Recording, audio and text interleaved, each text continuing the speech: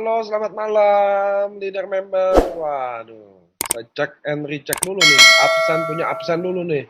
Ada siapa aja yang hadir, dari kota apa aja. Sebelum saya mau mulai, teman-teman, saya mau kasih tahu bahwa Zoom kita rata-rata Anda kalau login, kameranya akan nyala.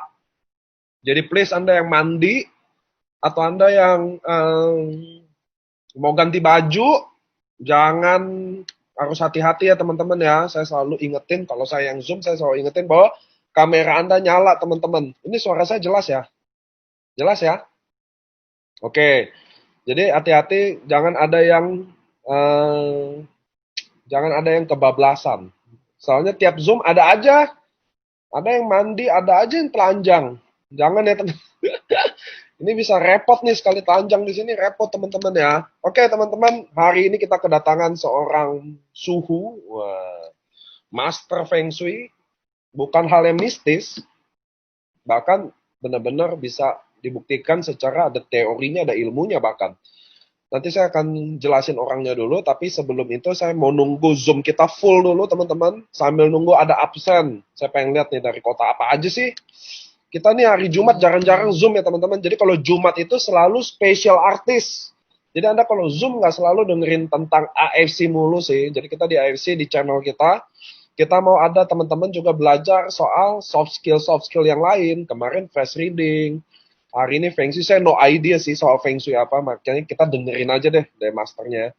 Saya mau lihat nih Kebumen, Surabaya, Wonosobo, Salatiga, Sydney. Wah ada Sydney, ada Pekanbaru, Jakarta, Manado, Bekasi, Serang. Saya pengen lihat lagi. Denpasar, Semarang, Banjarmasin, Jayapura, wah, Bali, Pontianak, Yot, Jogja. Bos, ada yotnya. Lampung. Wah, kayaknya nanti oh ya, seminggu 2 minggu lagi saya akan roadshow ke Lampung. Agustus juga saya akan roadshow ke Jogja. Anda yang nggak positif silakan ketemu. Corona yang badannya nggak enak jangan minta ketemu ya. Di rumah aja stay safe ya. Oke, kita udah pemanasan nih ya. Teman-teman, ingat setiap Jumat pasti special artist. Jadi kalau special artist tuh kira-kira nggak akan membosankan. Dan ini adalah seorang master feng shui. Saya panggil aja langsung ya suhunya ya. Tunggu, mana suhunya nih? Namanya Pak Suntoro. Dia juga udah aktif jadi Ronin ya sekarang ya. Kayaknya ngejar samurai deh. Karena saya tahu pembelian pin code-nya, digital pin wallet-nya kencang. Halo? Yes, Niko. Nah, ini suhunya. Halo Pak Sun, apa kabar? Puji Tuhan, kabar dahsyat. Udah samurai sekarang, Nik. Udah sampai kan, saya udah bilang. Saya udah lihat terus transaksinya. Wah, ini lagi ngebut bener ini Pak Suntoro. Oke, teman-teman. Ini Pak Suntoro, mungkin sebelum mulai materinya, Pak Sun kita kenalan-kenalan dulu ya Pak Sun, bagi yang belum tahu. Yes, silakan. Boleh Pak Suntoro kenalin Pak Suntoro siapa? Usia, domisili, status, sama yang terakhir mungkin mungkin udah berapa lama sih di dunia ini gitu loh Pak Sun. Ya teman-teman juga sebelum kenal kenal materinya kenal juga nih kan. Soalnya Pak Suntoro ini juga member AFC, sekarang udah samurai, aktif artinya teman-teman karena kita di AFC semua keluarga, which is kita minta dia lebih kenalin dirinya. Silakan Pak Sun. Oke, thank you, Niko. Thank you, teman-teman semua. Ya, kita keluarga besar dalam keluarga besar AFC ya. Perkenalkan, saya Suntoro. Saya tinggal di Balikpapan. Jadi sehari-hari saya ya, hidupnya di Balikpapan, Bapak Ibu. Dan seringkali kalau lagi normal, biasanya lagi nggak di lockdown. Kayak sekarang gini, saya sering roadshow juga, bikin seminar-seminar, kelas-kelas tentang feng shui, face reading, dan lain-lain. Dan kadang-kadang diundang juga untuk korporasi ya. Nah, karena basisnya kita itu feng shui-nya bukan yang mistis, karena memang aslinya bukan mistis ya. Terus status sekarang udah menikah, udah punya anak 2 ya, istri 1 saja. Oke. Nah, Pak Sun boleh kasih sedikit highlight aja sebenarnya ini yang nanti akan dibawakan nih acaranya sebenarnya Feng Shui-nya apa sih dan apa sih yang teman-teman nanti bisa pelajari di ini. Mumpung nih ada 416, jadi slotnya tinggal 80 orang lagi di Zoom. Apabila Anda teman-teman di Zoom full, lihat di layar handphone Anda di sebelah kanan atau kiri ada live on Facebook, Anda klik masuk ke link itu, Anda akan jadi masuk nonton di Facebook. Anda boleh share ke domain-domain Anda ya. Nah, oke, Pak Sun boleh nggak sih ada highlight apa sih materi hari Ya. ini dan apa Jadi sih yang kalau teman-teman? kalau bicara tentang Feng Shui itu ya, sebenarnya Feng Shui ini sebuah pengetahuan yang dulu itu hasil dari sebuah observasi. Nah, memang sekali lagi backgroundnya dari Cina ya, seperti face reading juga. Namun face reading itu belakangan berkembang pesatnya di Jerman. Nah, Feng Shui ini juga lucu, belakangan berkembang pesatnya di Rusia, ya. Jadi Rusia itu sekarang udah top banget yang namanya Feng Shui itu, karena mereka waktu mempelajari dengan detail yang sebenarnya Feng Shui itu menemukan bahwa ini bukan mistis, bukan klinik gitu ya. Jadi Feng Shui ini sebenarnya adalah ilmu pengetahuan alam. Ya, jadi kita mengkombinasi antara fisika, geografi, ya, dan juga beberapa pelajaran statistik sebenarnya. Nah, jadi di Feng Shui itu juga ada yang internal dan ada yang eksternal, ya. Nah, kalau di internal tuh kita selalu bawa alat namanya kompas, oke? Kompasnya kelihatannya banyak kan hurufnya apa segala macam itu kan, sebenarnya itu sama kayak kompas biasa yang 360 derajat itu juga. Nah, tulisan-tulisan Cina di tengahnya itu contekan sebenarnya. Oh, Jadi zaman dulu tuh para suhu-suhunya tuh kelihatan keren gitu kan, padahal dia juga nggak mau ngafalin dengan ribet ya. Di situ jadi ada kerpeannya, udah di situ tinggal baca. oke. Nah, jadi kalau kita sekarang kan nggak perlu, kita bisa ngerpenya di smartphone, gampang. Nah, Ya. jadi dari pengamatan alam itulah maka Feng Shui itu didevelop ya. Jadi orang-orang dulu itu menemukan tempat-tempat mana sih yang lokasinya itu kok ada satu tempat kan ya, kalau ditanamin tanaman susah banget tumbuhnya. Ada satu tempat ditanamin tanaman apa aja, subur banget tumbuhnya. Nah, mereka mencari tempat-tempat yang subur seperti itu, eh, ketemulah polanya seperti apa. Akhirnya di-develop Feng Shui itu. Nah, lama-kelamaan melihat pola ini, ternyata polanya pola berulang. Akhirnya mereka bisa membuat sebuah formula. Nah, formulanya itu yang kalau kita belajar Feng Shui-nya tidak dari perguruan yang tepat, tidak dari lineage yang benar, itu maka kita biasanya mendapatkan informasi yang misleading. Jadinya klinik-klinik gitu. Padahal kalau di Feng Shui nggak ada seperti itu. Ya di Feng Shui itu juga kita nggak mengenal tuh angka hoki, angka sial gitu nggak ada. Angka 13 jelek gitu nggak ada gitu ya. Angka Ang- sial ya, Pak Sun angka ya. 4 sial gitu nggak ada ya. Di Feng Shui juga nggak ada gitu. Itu kan giliran kalau misalnya cuma orang dulu tuh suka pleset-plesetan tuh. Karena angka 4 itu kalau identik dengan kalau bahasa Mandarinnya tuh bahasa Cinanya tuh si 4 gitu ya, mati gitu ya. Nah, jadi mereka takut. Tapi kalau dikasih duit 4 juta, 400 juta, 4 miliar, demen tuh diterima. Temen jadinya bagus angkanya sih kalau 4. Iya, nah jadi nggak benar yang kayak gitu-gitu ya. Jadi nggak usah terlalu pusingin. Hari ini nanti kita akan belajar tentang yang eksternal. Karena kalau yang internal itu cukup lama studinya, ya karena banyak sekali rumusnya ya. Banyak rumusnya benar-benar banyak. Dan sekarang saya sih kalau saya pribadi sudah saya computerize, jadi saya sudah masukkan rumusnya dalam komputer, jadi kita mengkalkulasinya lebih cepat dan mudah. Nah hari ini nanti kita akan belajar tentang yang naked eye, artinya dengan mata telanjang, nggak perlu pakai alat apapun, pakai mata kita aja udah beres, ya. Siap, ini saya udah siap nih. Awalnya naked eye itu agak orang kan nggak semua baca deh. Pak ini maksudnya mata telanjang ya? Bisa lihat bukan lihat-lihat yang telanjang saya bilang ini. Nah ini teman-teman kayaknya kita udah bisa mulai udah running 460 orang di Facebook juga udah rame. Oke deh Pak Sun, tanpa gimana pun nanti mungkin ada tanya jawab boleh di belakang, tapi kita semua sebelum ada sesi pertanyaan kita fokus dengerin karena saya selalu dengerin kalau Pak Sun materi saya selalu datang dengerin berulang-ulang bahkan. Oke Pak Oh, Sun, dahsyat. waktu dan tempat saya silakan ya. Oke, thank you ya teman-teman ya.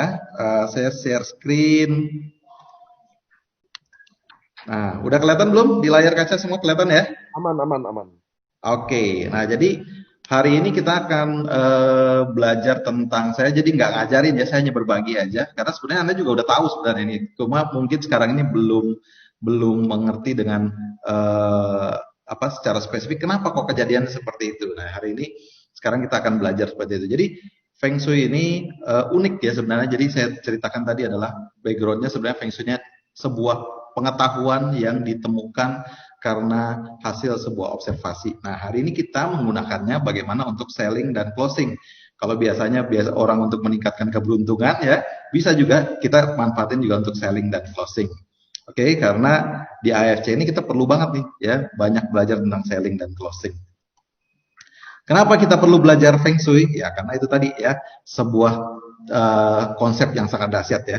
Jadi ini kalau dari seorang Nikola Tesla ya, yang ahli fisika ya, beliau mengatakan kalau kita ingin tahu rahasia alam, kita hanya perlu berpikir dalam 3 materi atau 3 topik ya, tentang energi, tentang frekuensi, dan tentang vibrasi. Nah, di apa namanya, di Feng Shui ini kita banyak fokusnya tentang energi ya, banyak fokusnya ke sana. Frekuensi dan vibrasi gimana? Banyak sekali juga di pelajaran-pelajaran yang lain ya, seperti misalnya belajar tentang prana, terus belajar tentang apa namanya, holistik gitu ya. Itu banyak tentang frekuensi dan vibrasi. Contohnya itu gimana sih frekuensi dan vibrasi ya? Seperti yang pernah saya sharingkan waktu di kelas, yang waktu acara kita di fast reading kan, kalau kita ketemu orang, kok orangnya menyenangkan ya. Nah itu karena dia ada frekuensi dan vibrasi senang di dalam dirinya yang menyebar keluar. Begitu juga dengan orang, kalau kita ketemu kok orangnya nggak menyenangkan banget. Nah karena ada frekuensi dan vibrasi yang menyebar dari dalam dirinya. Nah begitu juga dengan sebuah tempat dan sebuah bangunan. Makanya kadang-kadang kita kalau jalan ke sebuah tempat, kok kita tiba-tiba merasa nggak nyaman di tempat itu, atau kita pergi ke satu tempat, ke satu toko atau ke mall, kok kita nggak merasa nyaman di tempat itu, atau di sudut-sudut itu kita nggak merasa nyaman. Nah, itu karena ada frekuensi, energi dan vibrasi di sana yang kita rasakan sebenarnya. Nah, sekarang kalau kita belajar Feng Shui dengan detail, itu kita bisa ukur, Bapak Ibu ya, kita bisa ukur. Nah, kalau di sini kita pakai mata saja sekarang. Jadi salah satu guru meditasi saya juga Master Choa Kok Sui, yaitu beliau mengajarkannya semua keajaiban-keajaiban di alam ini sebenarnya itu nggak pernah lepas dari hukum alam ya, tentang gravitasi ya, tentang fisika, semuanya itu adalah hukum alam. Nah seringkali kita belum mengerti cara kerjanya sehingga kita mengatakan itu jadi klinik karena kita belum tahu cara kerjanya. Oke, kalau kita udah tahu nanti kita akan wow, ternyata cuma begitu aja gitu ya. Nah, jadi keajaiban-keajaiban itu juga semua tidak pernah lepas dari hukum alam. Oke, jadi kita di sini banyak belajar tentang hukum alam, Bapak Ibu. Nah, kenapa kok namanya Feng dan Shui ya, angin dan air? Jadi sebutan angin dan air ini karena di dunia ini angin dan air itu yang menghantar sebagai penghantar media, ya, sebagai medianya energi. Kalau listrik medianya apa Bapak Ibu ya? Semua konduktor seperti kabel, air gitu ya, logam, semua konduktor itu penghantar listrik. Nah, kalau penghantar energi prosperity itu adalah melalui angin dan air. Nah, jadi penting sekali kita melihat atau mengamati pola kerja angin dan air. Nah, angin dan air ini ya, kalau di dalam hukum fisika kan jelas banget sudah ya, kita perhatikan bahwa cara kerjanya gimana angin. Angin selalu bergerak dari tempat yang tekanannya tinggi menuju tempat yang tekanannya rendah. Nah, kalau air itu bergerak dari dataran yang tinggi atau tempat tinggi menuju ke tempat yang rendah. Nah, jadi ini yang kita observasi Bapak Ibu di alam. Jadi sebenarnya Feng Shui itu apa? Feng Shui itu adalah sebuah seni ya, ilmu pengetahuan yang memanfaatkan lingkungan alam untuk meningkatkan keberuntungan kita. Kenapa kok bisa meningkatkan keberuntungan kita? Kita harus tahu dulu persepsi apa sih yang namanya beruntung itu ya. Orang seringkali mengkorelasikan keberuntungan itu dengan uang. Nah, itu tidak 100% tepat, walaupun juga benar. Okay? Kalau yang namanya orang beruntung itu ya tidak harus selalu dengan uang yang datang banyak gitu, enggak. Kita hidup sehat itu kita udah beruntung.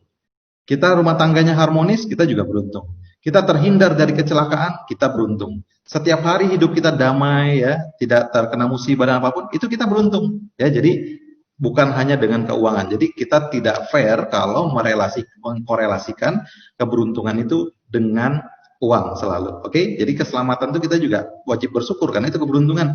Setiap hari kita bangun, kita beruntung Bapak Ibu. Kenapa? Beruntung kita masih hidup. Oke? Setiap hari kita bernafas, beruntung kita masih bisa bernafas dan gratis. Kalau nanti udah kena corona, nafasnya berbayar Bapak Ibu ya, mahal. Oke? Jadi konsumsilah SOP dan sukusi supaya imun sistemnya lebih kuat. Oke, nah, jadi tujuan memahami Feng Shui itu adalah untuk kita harmonis dengan alam sekitar, untuk kehidupan kita yang lebih baik. Nah, seringkali kita tanpa sengaja karena kesadaran kita kurang, kita merusak alam sekitar kita. Contohnya apa? Menebang hutan sembarangan itu ya. Nah, itu jadinya kita nggak harmonis lagi dengan alam, lama-kelamaan terjadi bencana alam. Nah, kalau udah terjadi bencana alam, yang disalahkan siapa? Yang disalahkan alam, yang disalahkan Tuhan. Padahal perbuatannya manusia itu. Nah, jadi kita harus bisa harmonis dengan lingkungan kita. Oke? Jadi Feng Shui itu secara generalnya dibagi menjadi dua, Yin House dan Yang House, oke? Artinya apa? Kalau Yin House ini ngurusin yang ngebahas masalah kuburan dan sebagainya ya. Pokoknya yang tidak bergerak mati gitulah ya. Nah, Yang House-nya adalah untuk yang hidup atau rumah tinggal kita dan gedung-gedung tempat kerja kita. Nah, hari ini kita fokus ke Yang House dulu, oke? Nah, jadi seperti saya jelaskan tadi bahwa Feng Shui itu ada eksternal dan internal ya. Kalau internal kita banyak pakai alat bantu seperti kompas dan sebagainya macamnya untuk pengukuran. Kalau yang eksternal ini kita cukup pakai mata juga udah bisa ya. Pakai kompas juga tambah bagus lagi, tapi pakai mata juga udah bisa. Nah, konsep dari dasar dari Feng Shui ini adalah simbol ini ya. Simbol ini sebutannya adalah Pakua atau 8 kua, 8 angka. Nah, Bapak Ibu perhatikan nggak? Kita tidak sadar ya, dunia komputerisasi ditemukan ya kurang lebih di tahun 1900-an. Padahal 3.000 tahun yang lalu dan dunia komputerisasi itu kan menggunakan biner ya, binari. Nah, 3.000 tahun yang lalu binari itu udah diinvent di Tiongkok sana, di Cina sana ya. Nah, ini sebenarnya kode binari Bapak Ibu. Kenapa saya ngerti? Karena saya kebetulan seorang sarjana IT. Waktu saya belajar tentang Feng Shui karena saya punya latar belakang IT, jadi saya tahu, oh ini kode binari. Nah, ini kalau yang garis-garis putus ini mewakili angka 0, garis yang solid ini yang tidak terputus mewakili angka 1. Nah, kode binari 3 bit ya, 3 bit binari berarti ada 2 atau angka 3, berarti akan terjadi berapa? 8 macam perubahan ya. 8 macam variasi. Jadi ini 000 gitu ya. Ini 001. Oke. Di sini 101 gitu ya. 111. Nah, ini kode binari sebenarnya. Makanya Feng Shui ini sekarang bisa dikomputerisasi Bapak Ibu, karena sebenarnya aslinya sebuah kode biner ya. Jadi Feng Shui itu sangat-sangat saintifik. Nah, kemudian konsep dasar Feng Shui itu juga mereka melihat bagaimana interaksi elemen-elemen di alam ya. Mereka kalau Bapak Ibu kemarin bisa menggunakan face reading dengan benar, terus juga Bapak Ibu biasa menggunakan tradisional Chinese medicine ya, seperti acupuncture, acupressure atau yang herbal gitu ya. Itu tidak ada alasan kita tidak memahami atau tidak percaya terhadap Feng Shui. Kenapa? Karena ini saudara sepupu sama ilmu-ilmu itu ya. Semuanya sama, di-invent dengan metode yang sama, yaitu metode 5 elemen. Nah, kalau di Chinese traditional medicine itu kita melihat bahwa ada organ tubuh yang mewakili api, oke, jantung gitu ya. Nah, ada yang mewakili tanah ya, pencernaan, logam, air dan kayu. Oke. Jadi itu ada diwakili oleh organ-organ tubuh. Saya sih tidak belajar dalam di sana ya, karena bukan keahlian saya di situ. Jadi ini berdasarkan elemen-elemen yang ada di alam, di mana api memproduksi tanah. Maksudnya apa? Api setelah dia membakar sesuatu akan terjadi abu, abunya itu akan jadi tanah. Di dalam tanah banyak terkandung logam ya, mineral-mineral sebenarnya. Mineral-mineral ini mengkondensasi uap air ya, jadi dia memproduksi air. Kemudian air akan menyuburkan kayu ya, kemudian kayu ini akan menjadi bahan bakarnya api. Nah, demikian prosesnya berulang-ulang terus ya, sirkulasi di alam semesta ini. Ada juga yang namanya proses saling mengontrol. Contohnya, ini api dia mengontrol logam atau melumerkan logam ya. Kemudian logam memotong kayu. Kayu mencengkram tanah atau membelenggu tanah ya, supaya tanahnya tidak longsor. Nah, tanah membendung air, kemudian air memadamkan api. Nah, ini siklusnya juga sama, ini siklus saling mengontrol. Jadi ada siklus produksi, ya, ada siklus mengontrol. Nah, itu yang dasar dari alamnya kalau kita perhatikan Bapak Ibu ya. Jadi kalau kita mengerti tentang cara kerja ini, maka kita bisa menggunakannya dalam kehidupan kita sehari-hari, sehingga kehidupan kita jadi mudah. Kenapa? Karena kita dibantuin dengan hukum alam. Kenapa saya bilang itu penting belajar tentang hukum alam? Karena hukum alam itu pasti terjadi, Bapak Ibu, pasti terjadi. Ya, contohnya itu salah satunya gravitasi. Nah, jadi kalau kita nggak ngerti hukum alam itu jadi susah. Contoh ya, padahal kalau kita mengerti itu kita menjadi mudah. Contoh ya, kalau misalnya kita mengerti tentang hukum alam, contohnya itu bulan purnama. Setiap bulan purnama apa yang terjadi di muka bumi ini? Air laut, air sungai pasang. Pokoknya sangat airnya pasang naik gitu ya. Nah, kalau kita bisa mengerti tentang hal ini, kita seandainya seorang nahkoda kapal, saya bawa kapal besar gitu ya, saya mau masuk ke sungai dari laut. Nah, kalau saya salah kalender, itu kapalnya akan kandas. Kenapa? Karena air sungainya surut ya, surut ya, jadi kapalnya nggak bisa masuk. Nah, sementara kalau kita tahu, hanya dengan melihat bulan purnama saja, menungguin kapan itu bulan purnama ya, jadi kita tahu itu ada air pasang kapan dan air surutnya kapan. Nah, jadi kita bisa manfaatkan itu. Itu kalau dengan memanfaatkan baru satu faktor ya, tadi gravitasi dari bulan purnama. Dan bulan purnama itu siklusnya tetap ya. Kalau menurut kalender lunar, bulan purnama itu setiap tanggal 15 bulan purnama, kalender lunar itu pasti air pasang. Oke, kalau nggak pasang hati-hati, segera lari dari laut, jauh-jauh dari laut, karena berarti tanda-tanda itu udah mau tsunami ya. Nah, kemudian apa lagi contohnya? Bapak Ibu pernah nonton film Nemo kan? Film Finding Nemo, oke? Bagaimana waktu bapaknya Nemo sama si Dory pergi ke Australia waktu dia diajarin sama pada rombongannya penyu ya. Karena mereka mengetahui tadinya tuh mau berenang menuju ke Australia setengah mati, susahnya minta ampun ya. Begitu ketemu sama rombongannya penyu, mereka kasih tahu, kamu manfaatin aja tuh arus laut. Kamu tinggal menunggangi arusnya aja, kamu akan cepat sampai ke Australia. Nah, setelah mereka tahu, karena kan tidak bisa melihat arusnya ya. Jadi begitu masuk ke arusnya, maka kita mudah. Nah, begitu juga dengan di Feng Shui sama, di prosperity energy itu ya, kalau kita tahu bagaimana cara pergerakannya dan perubahannya, kita tinggal menungganginya saja dan bagaimana kita membuatnya masuk ke dalam rumah kita gitu ya, sehingga rumah kita juga jadi lebih peaceful ya, energinya lebih sehat, lebih baik ya, membuat kita jadi tubuhnya lebih sehat sehingga kita berpikir jernih. Waktu kita berpikir jernih, kita bisa mengambil keputusan dengan baik. Waktu kita mengambil keputusan dengan baik, kita akan actionnya bagus. Waktu actionnya bagus, resultnya bagus. Nah, sehingga kadang-kadang orang selalu mengkorelasikan, wah, waktu dia rumahnya feng shui-nya bagus, jadi punya banyak uang gitu ya. Karena kenapa? Karena tubuhnya sehat, berpikirnya bagus, dan dia bekerja mengambil keputusan dengan baik. Actionnya akan bagus. Sehingga dia bisa menghasilkan uang lebih banyak. Nah, seringkali manusia mengkorelasikannya hanya dengan uang. Padahal enggak loh, itu bonusnya tubuh sehat, selamat, dan sebagainya ya. Karena kenapa? Contoh, kalau orang badannya fit gitu ya, matanya bagus dan segala macam, ya kemungkinan kecelakaan karena dia misalnya kelalaian dia jadi lebih kecil. Nah, jadi lebih mudah selamat gitu ya. Jadi keberuntungan itu lebih banyak faktor yang seperti itu. Nah, kalau nanti lama-kelamaan diakumulasi, itu akan menciptakan yang namanya tadi luck, keberuntungan yang sejati. Oke, itu bagaimana contohnya sih memanfaat keberuntungan sejati itu ya? Contoh, Bapak Ibu tahu kan kalau misalnya kita melihat ada filosofi ya, filosofi yang bahwa kalau kita kerja keras itu akan mengalahkan bakat. Itu benar banget loh Bapak Ibu ya. Jadi perhatikan baik-baik. Anda sehebat apapun punya bakat, tanpa kita bekerja keras berlatih, nggak akan terjadi apa-apa. Ya. Nah, jadi kerja keras itu bisa mengalahkan bakat. Itu benar banget. Namun, kalau orang yang berbakat ini juga kerja keras, nah orang yang tidak berbakat di situ, kerja keras pun kalah. Karena dia udah berbakat, dia kerja keras juga. Jadi action itu perlu ya. Bukan hanya sekedar kita banyak berolah energi, tapi kita juga perlu action. Nah, jadi kalau misalnya dia udah berbakat, dia kerja keras, plus keberuntungannya bagus, nah itu akan hasilnya luar biasa. Contoh, misal di dalam sebuah turnamen golf ya, Rory McIlroy misalnya ketemu dengan Tiger Woods ya, ketemu dengan Justin Rose dan sebagainya. Itu kan semuanya orang-orang yang berbakat, latihannya keras-keras luar biasa sehingga para jadi juara dunia golf gitu kan.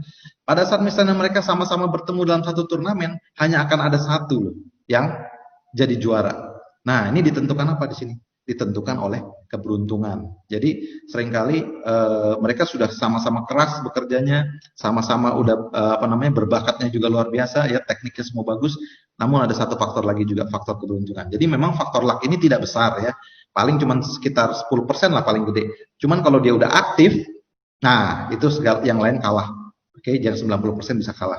Nah, jadi penting untuk kita mengharmoniskan semuanya. Jadi kalau kita seandainya bisa dibantu dengan faktor keberuntungan juga hidup kita akan smooth sailing. Nah, ini caranya salah satunya. Oke. Nah, rumus dasar dari Feng Shui itu lukisan seperti ini loh Bapak Ibu.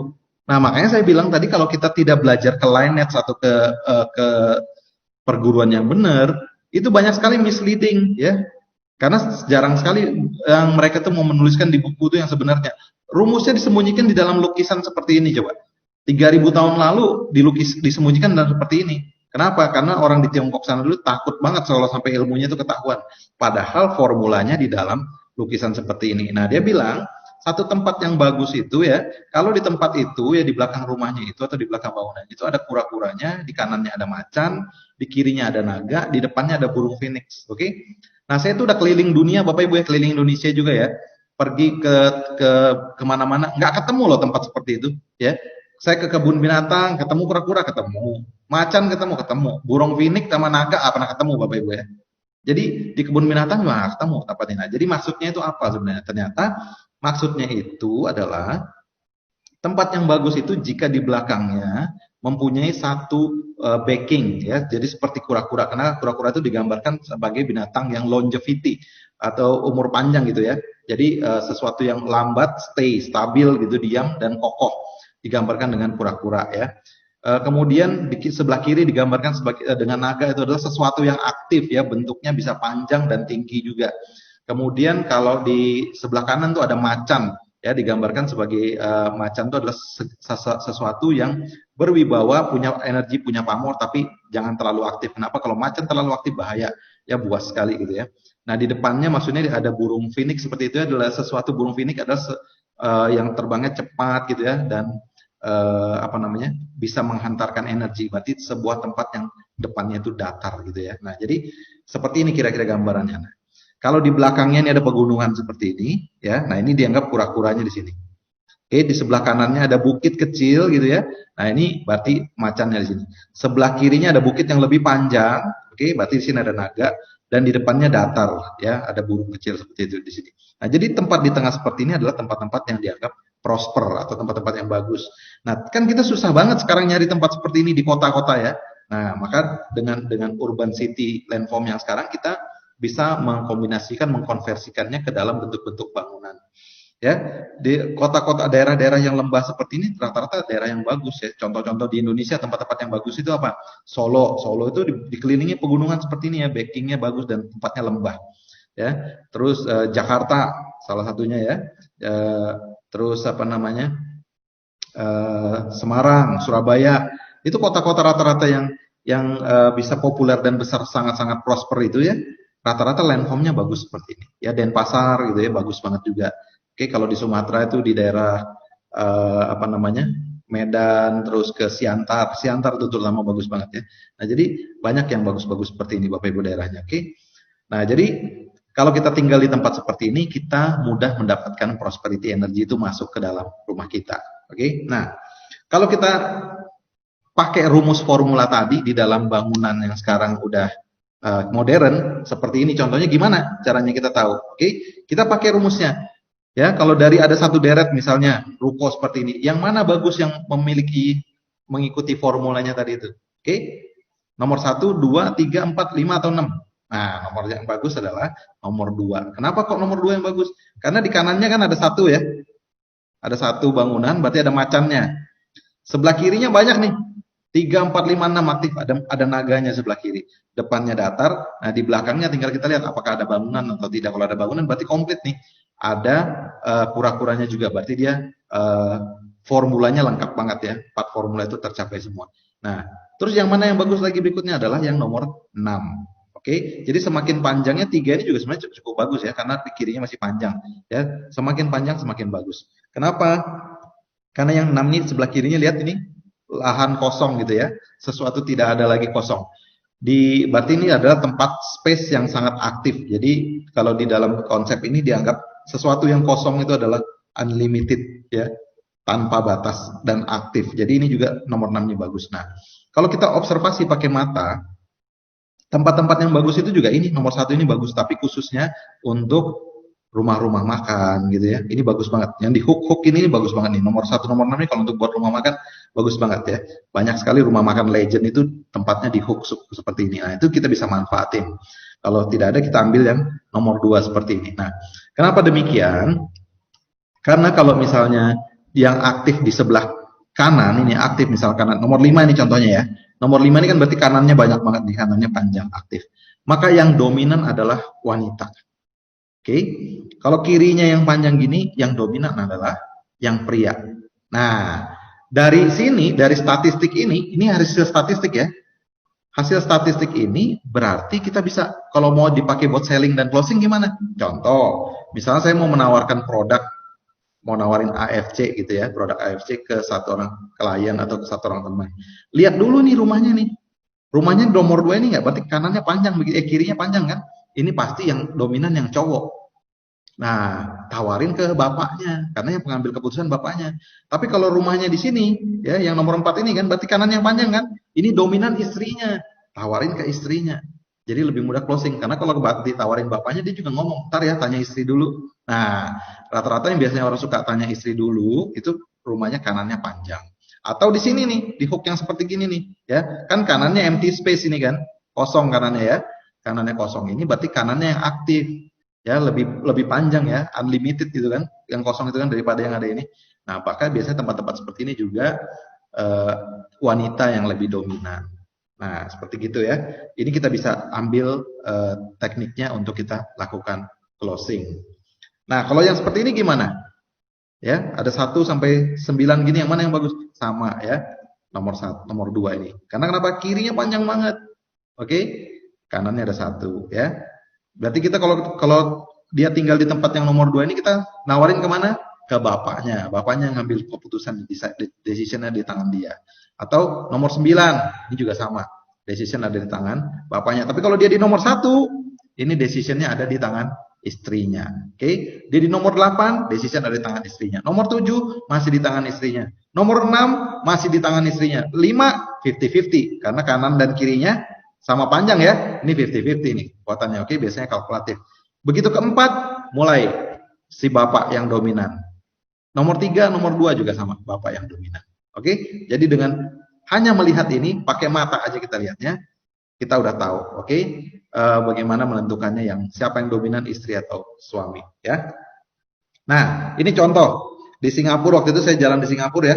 Lihat nih, ini sebuah kebetulan atau gimana, coba bayangin ya. Tadi tempat yang kanannya panjang atau lebih tinggi ya, atau kirinya panjang atau lebih tinggi, itu lebih aktif artinya. Lihat nih ya. Singapore Council of Women Organization, kantornya ini di sini nih, organisasi perempuan itu ya. Lihat nih kanannya tinggi banget ya. Nah, ini secara sengaja atau tidak sengaja memilih kantor di sini coba. Ini cewek-cewek hebatnya Singapura itu ngumpulnya di sini, termasuk yang ibu presidennya yang terakhir kemarin tuh ya, yang ibu jilbaban itu berkantor di sini awalnya dulu ya. Jadi dominan wanitanya. Kalau kanannya ini tinggi atau panjang gitu ya. Nah, ini yang dahsyat. Nah, kemudian tempat-tempat yang bagus seperti apa lagi nih? Cul-de-sac, putaran gini ya. Cul-de-sac ini kalau Bapak Ibu ketemu rumah di cul-de-sac, ini bagus loh. Nah, padahal kadang-kadang di cul-de-sac ini dijual murah Bapak Ibu ya. Karena dianggap paling untuk, paling ujung. Padahal tuh bagus banget ya. Nih, contohnya cul-de-sac ya. Nah, dekat bundaran ini. Oke. Nah, kalau di antara semua ini yang paling bagus yang mana? Yang satu ini Bapak Ibu. Kenapa? Karena dua formula ya. Udah di cul-de-sac, kiri panjang. Nah, kan jadi bagus banget ya. Udah cul-de-sac, terus kiri panjang. Jadi udah dua formula dia dapatnya.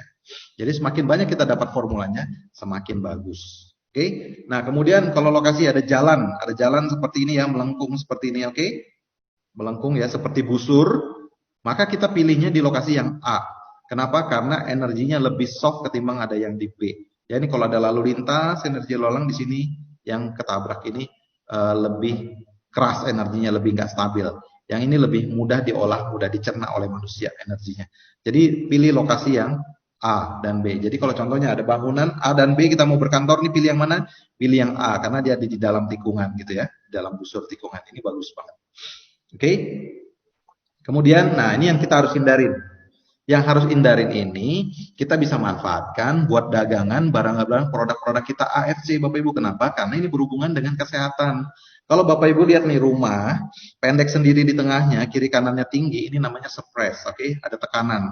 Ini berhubungan dengan kesehatan apa aja? Ya, tekanan pikiran, bisa bikin depresi, ya, tekanan darah dan segala macam. Jadi cocok ya, bisa ditawarin produk AFC untuk bantu tekanan darahnya juga. Nah, oke, ini caranya, makanya saya bilang tadi untuk selling dan closing, terutama yang berhubungan dengan produk kita di AFC, oke? Yang kedua, nah ini lihat nih, tusuk sate, ya, sudah tusuk sate, surprise lagi juga begini, ya ini makanya nggak bagus, jelek sendiri deh gini ya. Nah kita ini kiri kanannya bagus banget nih, hancur sendiri. Nah ini jadi tusuk sate ini juga nggak gitu bagus Bapak Ibu ya. Kenapa?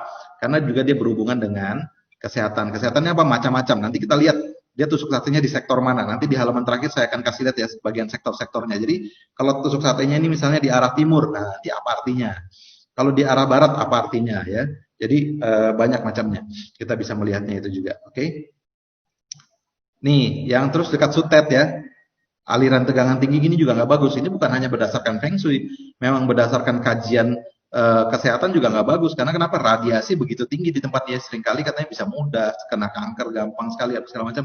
Makanya kalau ada perumahan-perumahan yang di daerah seperti ini, ya Bapak Ibu bisa dijadikan prospek untuk jualan produk ARC. Karena biasanya sakitnya banyak bermacam-macam ya.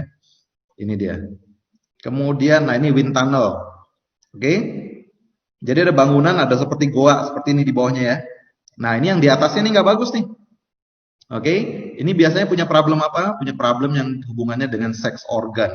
Oke, nah jadi kalau ada lihat kayak gini, rumahnya orang ada bolong kayak gini, dia rukonya atau misalnya apa tinggal di atasnya, ya apartemen misalnya bolong gini tinggal di atasnya, Anda boleh tawarkan sesuatu produk kita yang berhubungan dengan seks organ.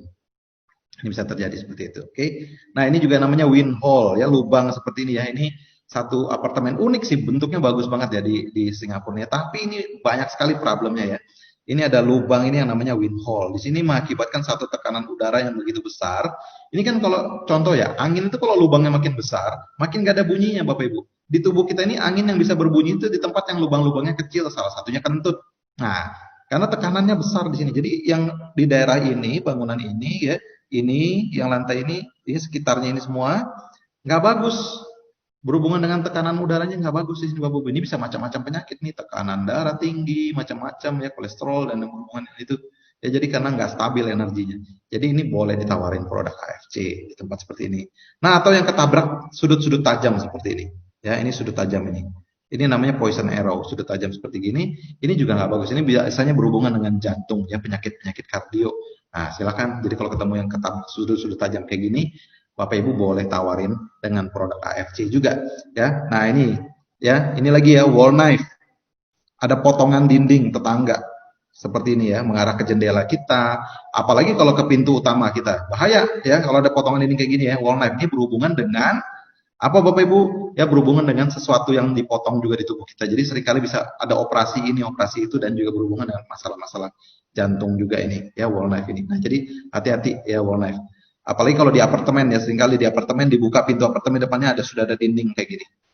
Nah, ini bahaya. Dan buat Bapak Ibu apa? Itu peluang tawarkan produk AFC. Ini lihat nih ya, poison arrow nih ya, sudut-sudut tajam seperti ini ya, segitiga seperti ini. Ini mengakibatkan jantung ya, masalah-masalah kardio. Jadi kalau Bapak Ibu apartemen tiba-tiba tinggal di lantai berapa ada sudut tajam seperti gini, nah itu bahaya. Dekat dengan tower BTS ya, BTS-nya GSM itu seperti ini juga bahaya. Oke, ini yang mengakibat banyak problem-problem jantung juga semua ini ya. Operasi dan sebagainya, dia hati-hati ini seperti ini ya, sudut-sudut tajam. Ya kita jadi harus perhatikan tetangga kita. Jadi kamar tidur kita itu kalau jendelanya kita melihat keluar, ternyata jendela tetangga, atapnya tetangga tajam begini depan kita. That's itu udah potensi. Oke, nah ini boleh ditawarin SOP kan? Boleh ya, buat bantu. Nah ini juga tangki air nih, yang kayak gini ya. Tandon di depan pintu begini, ya depan rumah, ini nggak bagus juga ya. Ini menandakan di rumah ini banyak yang konsumsi obat.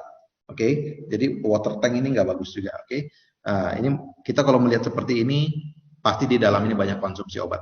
Daripada konsumsi obat, coba tawarkan produk kita ya, produk AFC. Jadi ini juga sama ya, ada tiang listrik di depan pintu atau di depan rumah kayak gini, apalagi persis motong di pintu, ini bahaya banget juga ya.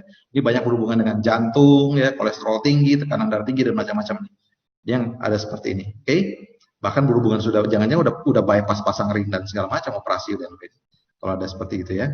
Nah, yang terakhir nih tadi Bapak Ibu ini perhatikan. Ini yang namanya harus dihindari juga missing sector. Oke, missing sector ini contoh, ini rumah yang tidak simetris. Rumah itu kan maunya ngotak gini ya. Ngotak square itu yang bagus. Oke, kalaupun ada permainan segini sedikit ya, maju mundur 1 meter, 1,5 meter ini masih oke lah untuk profil dan variasi. Tapi kalau udah cowok hilang seperti ini dan hilang ini udah hilang 1 hektar. Ini tinggal tergantung rumah kita lihat nih. Ini kan utara ke sana ya. Berarti rumah ini kan hadap sini pintunya. Berarti rumah ini menghadap selatan. Nah, ini tinggal lihat. Kalau rumah ini menghadap selatan, berarti ini sektor apa ini sekarang nih? Ya, north. Ini kan berarti east di sini ya di kanan ya. Berarti ini north east. Nah, north east yang hilang berarti dia problem dengan pencernaan, tulang belakang dan hidung. Berhubungan nggak nih pencernaan dengan produk kita usus ya? Boleh dibantu. Problem tulang belakang boleh dibantu. Dengan SOP juga boleh. Nah ini jadi silahkan tawarin produk ini. Kalau Bapak Ibu lihat rumah seperti ini modelnya. Ini missing juga di daerah sini nih. Ini tadi arahnya south dengan west, berarti southwest ya. Lihat, masalah kulit, gas lambung. Nah, ini juga problem. Itu tadi yang missing. Begitu juga yang nonjol nih, protrude istilahnya. Tonjolan gini ya, nggak simetris, tiba-tiba rumahnya nonjol gini. Nonjolnya di daerah mana? Ini kan tadi south, arah sini south ya. Ini east, berarti southeast, lihat nih. Southeast berhubungan dengan liver, oksigen di dalam tubuh, artritis, dan masalah pinggang.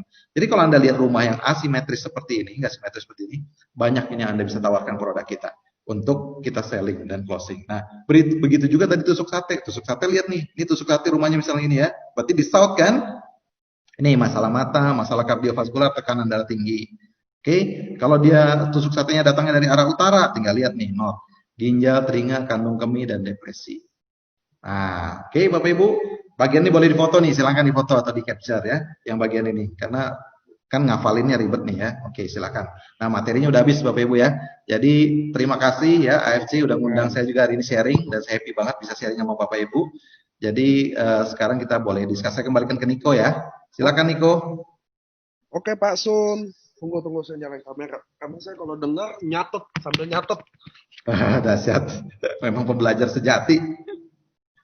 Karena rumah saya bener tuh. Rumah saya kalau tadi angka 1 sampai 10, rumah saya di angka 9.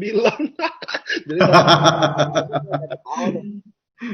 Jadi nyonya pegang kendali ya. Betul, duit saya emang ada di nyonya. Betul loh itu. Ini beneran. Saya kalau ada kayak leader-leader kayak Ko Adrian, Ko Budi Darwin udah tahu. Saya memang keuangan saya taruh di istri karena saya boros orangnya. Jadi pas saya Betul. bener gini, wah gila sih emang kalau Pak Sun ngomong mah udah ternyata memang itu semua nggak ada yang kebetulan kalau saya mah percaya gitu.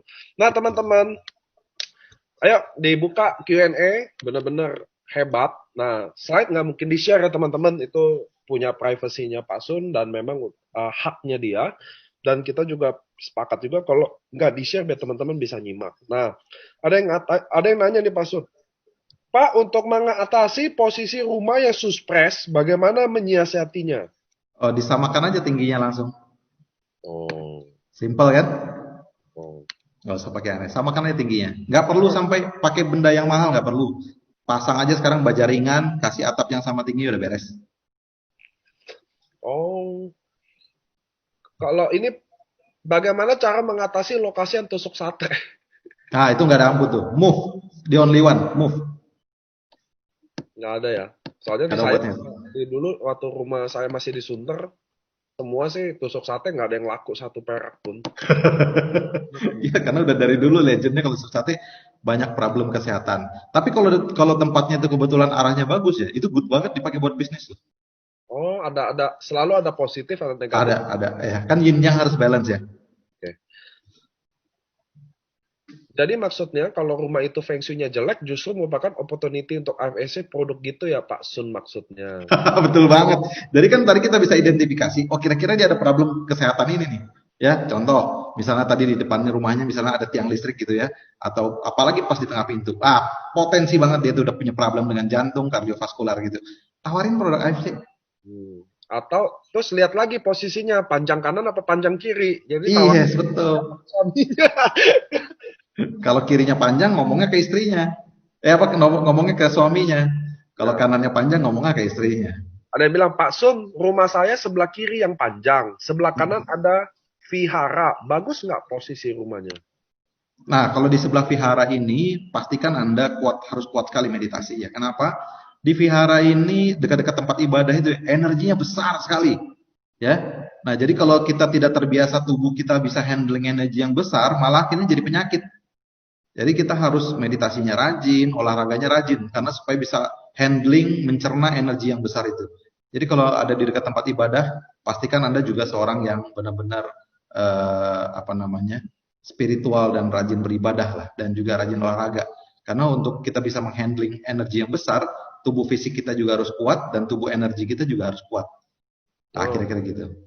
Oh ya, next tuh jadi kayak tema meditasi juga seru loh. Soalnya Pak Sun itu mendeskripsikan meditasi itu beda sama yang kayak duduk, sekedar duduk gitu loh. Saya pernah diskusi singkat sama beliau, katanya meditasi itu apa gitu, bahwa kita hanya harus sadar melakukan itu. Bener Betul kan? sekali. Betul, betul banget. Karena ada orang kan makan tapi sambil main handphone, dia bener-bener nggak nikmati makannya. Nanti Yes, betul. Berarti dia nggak sadar, nggak present, nggak aware. Pak, kalau tandon air posisi di depan tapi ditanam gimana tuh? Nggak apa-apa, aman. Yang penting tidak terlihat. Oke. Nah, tapi hati-hati loh. Punya tetangga kelihatan nggak? Kalau punya tetangga kelihatan dari depan pintu rumah kita, itu juga problem loh. Oke. Pak, bagaimana mengatasi rumah yang belakangnya ada BTS? Makanya nih hati-hati loh. BTS ini kebetulan saya dulu background saya adalah orang networking di IT itu ya. BTS ini Bapak Ibu ya, itu luar biasa radiasinya besar ya. Jangankan BTS, itu WiFi, akses point atau router yang di rumah itu, Bapak Ibu duduk lama aja dekat situ ya. Itu kepala Bapak Ibu bisa pusing lah.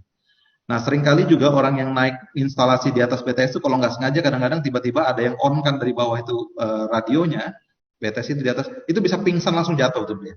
Nah, jadi itu memang frekuensi luar biasa. Itu frekuensinya dipakai adalah 2,4 GHz ya di WiFi itu. Itu sama dengan yang dipakai di microwave, sama dengan yang dipakai di ruangan radiologi rumah sakit. Nah, itu kan makanya di rumah sakit aja mereka hati-hati sekali. 2,4 GHz itu berbahaya ya Bapak Ibu ya. Kalau kita terpapar lama. Jadi hati-hati. Kalau itu nggak ada obatnya, Anda yang pindah atau BTS yang dipindahkan. Nah, jadi pilih begitu, oke? Saya pernah ngalamin tuh dulu ya masang BTS di atas rumah ya. Waduh, kesehatan problem banget. Nah, jadi hati-hati. Frekuensi ya. BTS. Apabila atap rumah miring ke kiri, Pak, tapi tidak meruncing sih atapnya. Atap rumah kita sendiri atau atapnya tetangga? Kalau atap Tuh. rumah kita sendiri nggak ada masalah. Nih, ini pertanyaannya lucu-lucu ya. Apakah ada hari-hari hoki atau ciong untuk menawarkan produk?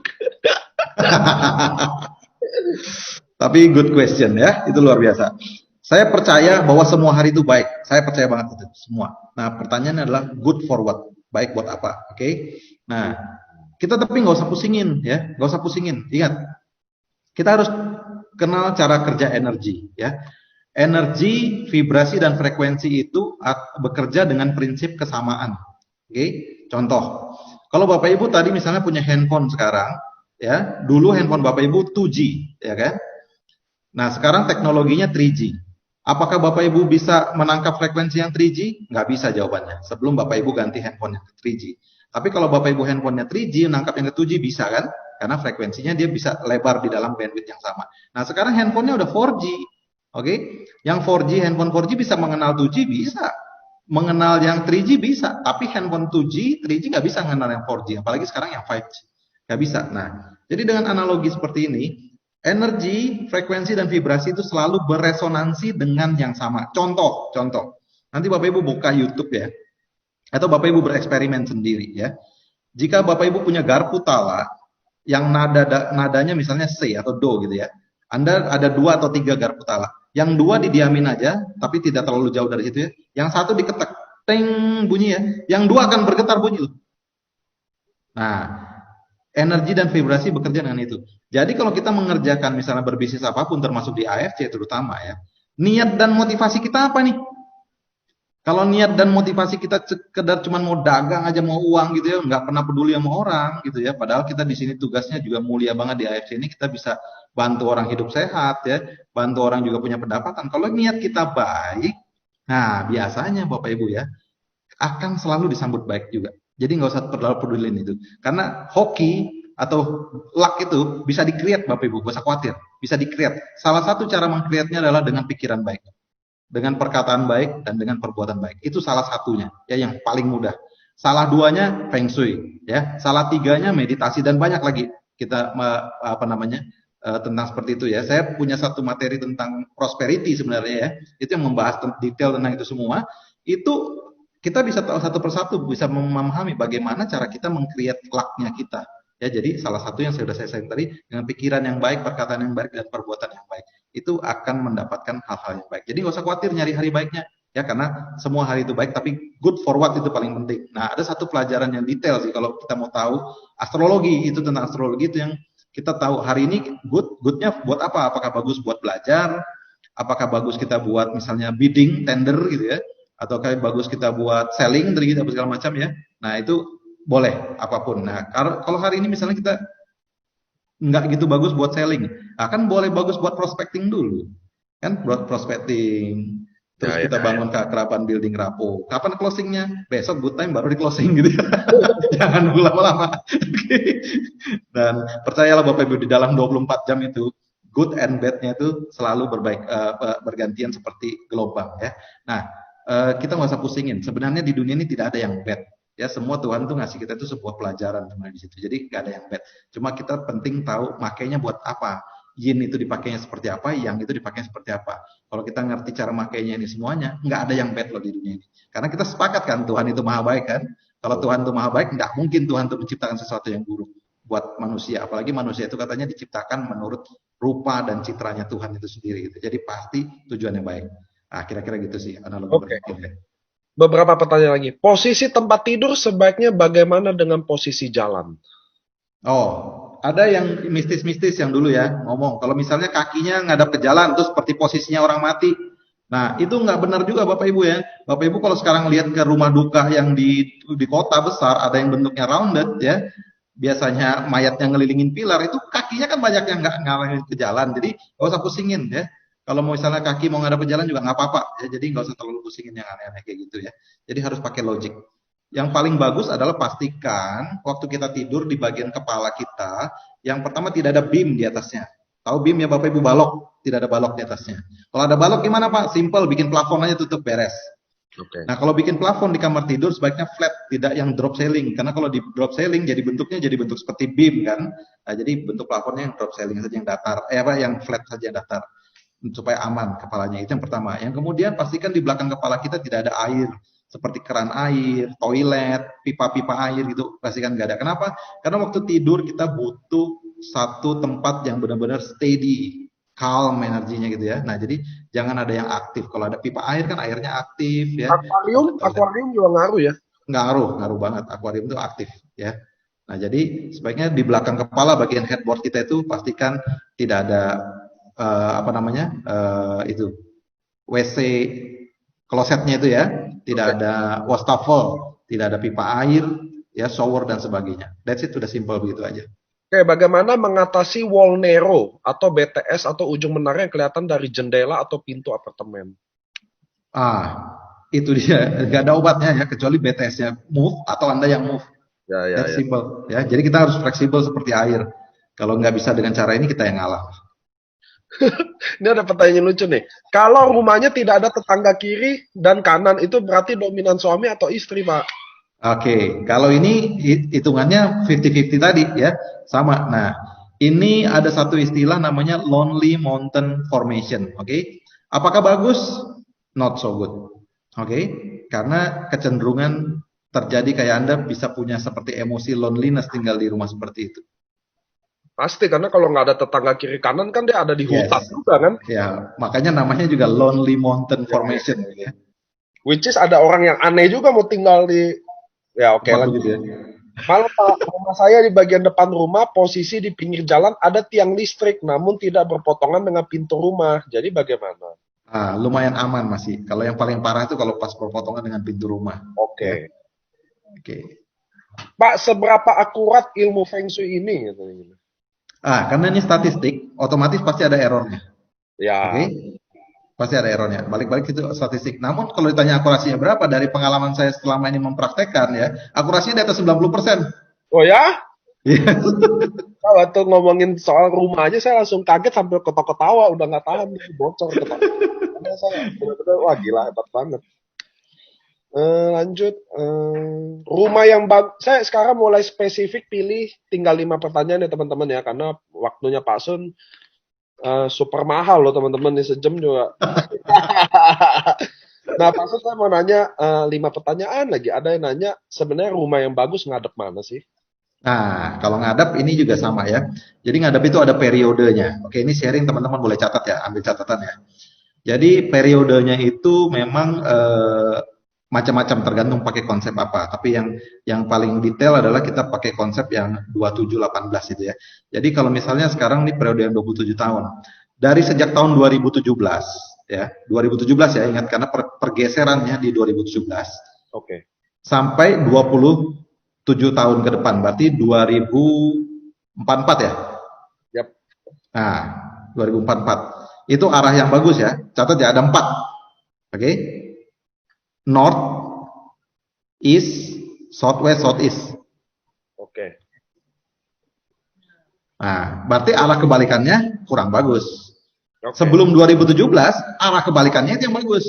Oke. Alhamdulillah saya di selatan. Mantap. Apartemen Enggak, atau rumah. landed house. Oke. Oke. Catat tuh ya teman-teman, penting loh. Saya aja nyatet. Iya. Oke. Kita nggak ada selatan, Mam. Rumah nggak ada utara. Oh. Terus, Pak, bagaimana kalau depan rumah ada kali atau danau? Karena kan banyak ada orang kaya kalau rumah deket danau, deket kali yang gitu-gitu ya. Nah, itu dia. Sebenarnya dekat kali dengan danau itu kalau terlalu dekat nggak bagus, ya. Kenapa? Karena energinya aktif terus, ya nggak pernah steady gitu ya. Karena sementara kita butuh tuh energi yang subtle, yang lembut ya, yang steady, yang mudah kita absorb. Kalau terlalu aktif itu nggak bisa kita absorb. Makanya seringkali kalau Anda perhatikan bisnis-bisnis di pinggir laut ya, kelihatannya menarik tapi itu nggak pernah stabil bisnisnya. Ya, up and down-nya cepat sekali. Bisnis-bisnis juga yang seringkali hotel sukanya riverside gitu ya, mall riverside. Bisnisnya juga nggak gitu stabil. Nah, kalau Bapak Ibu perhatikan coba yang dulunya kaya banget ya.